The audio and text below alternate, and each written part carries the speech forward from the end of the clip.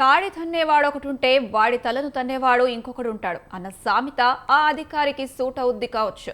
బెదిరించి లంచం డిమాండ్ చేసిన అధికారికే ఓ బాధితుడు చుక్కలు చూపించాడు. అందుకు సంబంధించిన వీడియో ఒకటి సోషల్ మీడియాలో వైరల్ అవుతుండటంతో అధికారికి తగిన బుద్ధి చెప్పాడంటూ కామెంట్లు పెడుతున్నారు నెటిజన్లు. ఉన్నదే రాద్దాం అనుకుంటున్నాను నేను. నా రిపోర్ట్ ఫైనల్. ఇంకో మాట కూడా చెప్తున్నా, అంటే ఇంతవరకు అది బయటికి చెప్పాను సార్. సార్ ఇంతవరకు నేను వాళ్ళ పట్ట క్యాన్సిల్ అయిపోయినాక రాస్తాను సార్.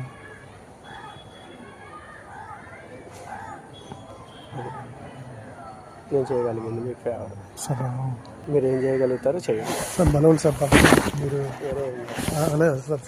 మళ్ళీ నీ మధ్యలో నా మధ్యలోనే ఉండాలి సార్. మీరు అలా అనుకున్నాను సార్. నేను మళ్ళీ మీతో మాట్లాడినా అసలు ఎక్కడ కూడా నా రిపోర్ట్ వరకే.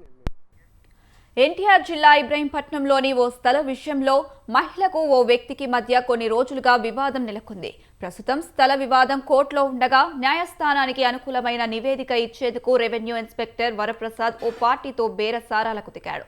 అవతలి వ్యక్తి మంచి ప్యాకేజీ ఇస్తున్నానన్నా, ముందు మీకు ఇచ్చిన హామీ ఇచ్చాను కాబట్టి మీకు అనుకూలంగా నివేదిక ఇస్తానంటూ ఓపెన్ ఆఫర్ ఇచ్చాడు.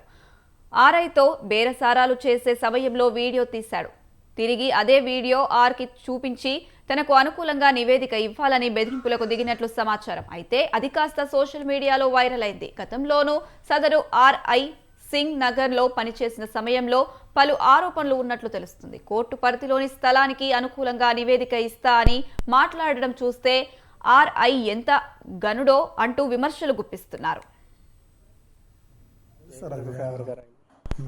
సరే, నేను మీ వైపు స్టిక్ అని విన్నాను. నాకు వాళ్ళ వైపు నుంచి నష్టం రాకుండా నువ్వు మేనేజ్ చేయి. తప్పకుండా సార్. బలవాలి సార్. సార్ నన్ను ఏం చేయమంటారు సార్? ఒకసారి మాట చెప్పండి సార్. నేను ఏం చెప్పాలి? సరే సార్.